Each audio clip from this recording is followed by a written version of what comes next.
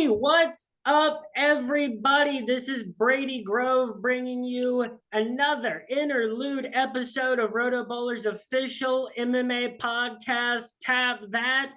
It is a particularly special episode today because with me today is the new WBA Bantamweight female boxing champion of the world, Nina Hughes. Nina, thank you so much for being here today. My pleasure. And as we were just discussing, what a perfect day for us to finally get to do this because you just got your belt today. Yes, just received my belt today. So, yeah, it finally seems real now.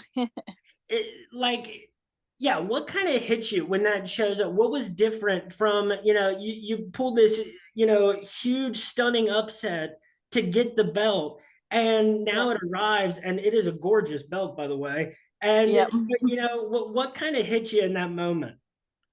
I don't know. I suppose it finally sinks in. I mean, I won the world title. It was a great feeling. But then after a couple of weeks, you sort of go back to normal life and everything was quiet. I didn't like, obviously, everyone wants to see the belt. So, yeah, we finally got it. I can show it off now. And so for people listening that might not be aware, if you could just give a rundown of what the last couple of years have been like for you.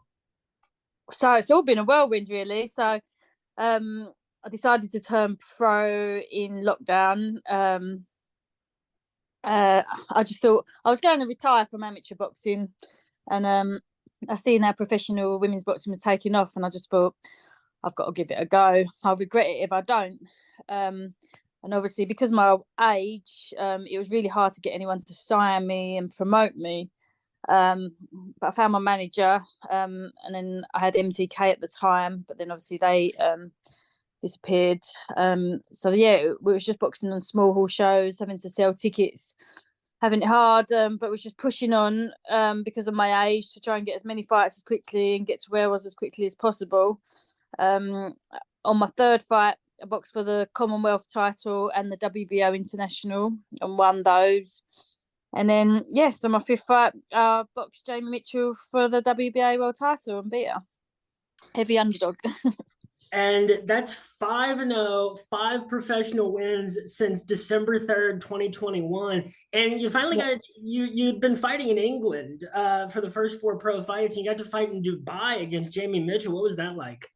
Oh, it was a great experience. It's a country I've always wanted to go to as well. So I got to see the country, and yeah, it was a really great experience. The venue was amazing. Headlining in Dubai for a world title shot, like you couldn't get much better, really.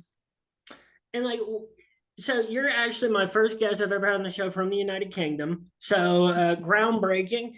And the two venues that you had been in professionally before are Civic Hall and York Hall. Those, Yeah. what's the distinct feeling of a boxing venue like that when you're fighting in London and in Grays, England? Oh, it's just completely different. I mean, York Hall's a really prestigious venue in London. It's a famous old venue, but the Civic Hall is just a local small hall venue, so it's nothing special. So going out to Dubai, boxing in the Palm, in the Hilton, on an outdoor terrace overlooking the Palm, it was brilliant. And one thing you mentioned your management situation. How Yeah. that's half the battle, and there's plenty of people in boxing that have the talent and the ability, but that's not all that there is in the boxing game. Yeah. And so how are you able to find a good situation for yourself? I mean, it was hard because obviously none of the big promoters would sign me, purely because of my age. I achieved a lot as an amateur. I had like 74 amateur fights, won multiple national titles. I was part of the Team GB squad, so I travelled all around the world boxing. So I did have a good amateur experience, but literally my age went against me. Like everyone just thought I was too old. So yeah, it's been great to prove everyone wrong. And obviously now winning that world title, I've been signed by Matchroom, so it's looking good. I mean that's huge. That's such a huge step to where that there's so many more things you don't have to worry about, moving Yeah, forward. Otherwise, you would have to. yeah, exactly. I mean, I don't know how it works in America, but like when you're boxing on small hall shows, it's all about selling tickets. Like you have to sell enough tickets just to pay for your opponent, let alone earn any money. So it's a hard game to be in when you're starting out small. So yeah, I've just chipped away and kept pushing and pushing, and until I got the opportunity. And it kind of, your story blends in so well to, like, the rest of the sporting landscape and other changes that we're seeing, because it seems like, in MMA too, there's a lot more women who are breaking into the sport at older age. Angela Hill's the one that always comes to mind for me, because she started Muay Thai when she was 28 and then was a ranked strawweight fighter.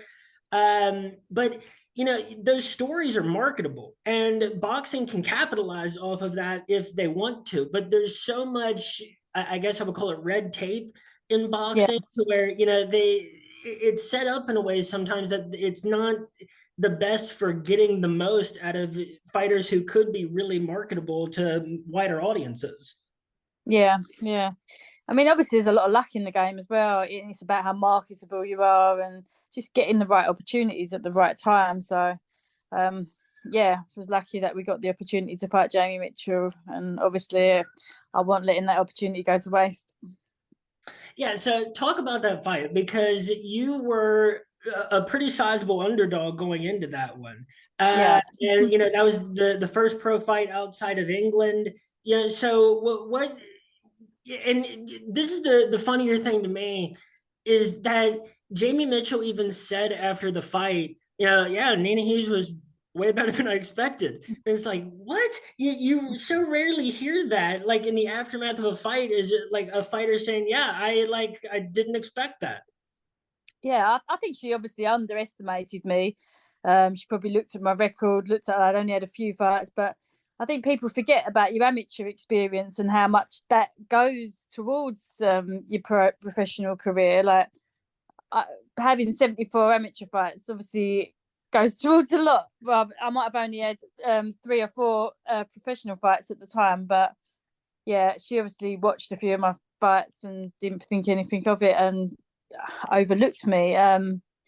But yeah, we knew we trained hard. We trained for everything. We trained for everything she could possibly bring, and we was confident we would beat her as long as I performed well. That I would get the win, and I did. So it was good to prove everyone wrong, because I was looking at everyone's comments before and after. Like no one gave me a chance to beat her, so it was good to prove everyone wrong.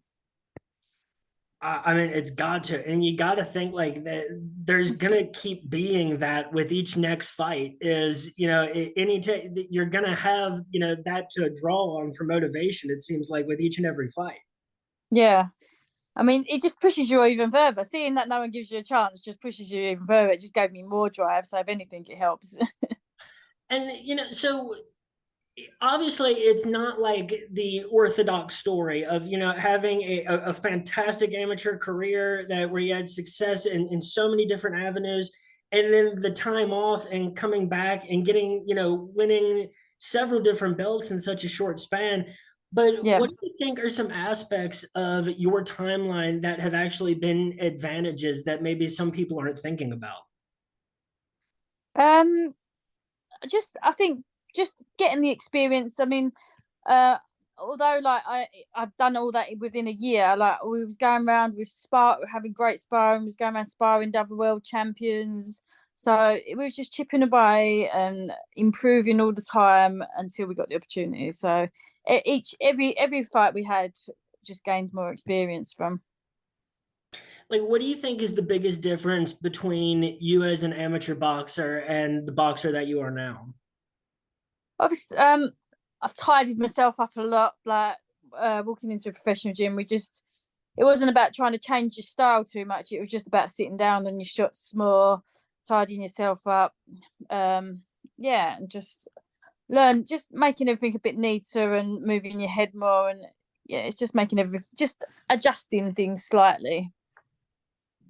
And like, what is for folks that might not be as, aware of this, what are some of the biggest differences between amateur boxing and professional boxing just in general?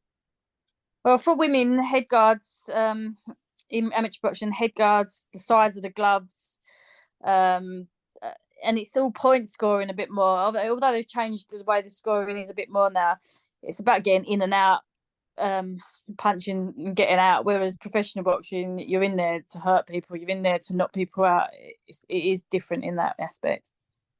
So, is that something that as an amateur boxer, the thought is, get victories because, there's not as much of a concern about selling tickets and about, generating your own, sort of marketability? Yeah, you didn't have to worry about any of that. It was literally get in, fight, get out. So, yeah, it had nothing to do with having marketable. You literally just entered the tournaments, and you boxed, so you didn't have any of that worry. I mean, that is probably the main reason I didn't turn pro when I was younger, because all I thought was I can't be bothered to have the hassle of selling tickets. But yeah, because my manager actually approached me quite a few years ago and asked me to turn pro, and I was like, no, I can't be bothered to sell tickets. And yeah, I just thought before I retire, I just thought I've got to give it a go, otherwise I'll regret it. And so yeah, I'm so glad that I pursued it. And so, it's been about 14 months since your first professional fight, which Yep. that sounds nuts to me. I can't imagine how insane that is for you to hear. What are the plans moving forward, for the next 14 months? Because there's a few names at Bantamweight overall that, are getting thrown out there. And there's only, there's a few really realistic next steps for you. Yeah, well, hopefully the next two opponents are lined up.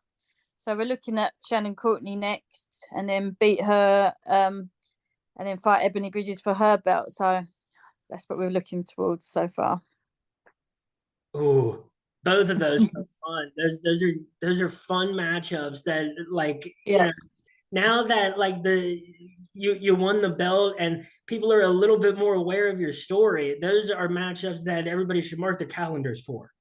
Yep. So I'm excited for those fights. Well, folks, this has been a very special interlude episode. This is Brady Grove bringing you Roto Bowler's official MMA podcast. Have that. And with me today has been WBA Bantamweight champion Nina Hughes. Nina, thank you so much for being here today and taking the time to talk with me. If there's anybody you want to shout out or anything you want to say, the floor is yours.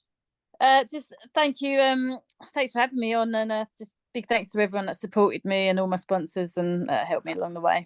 Thanks.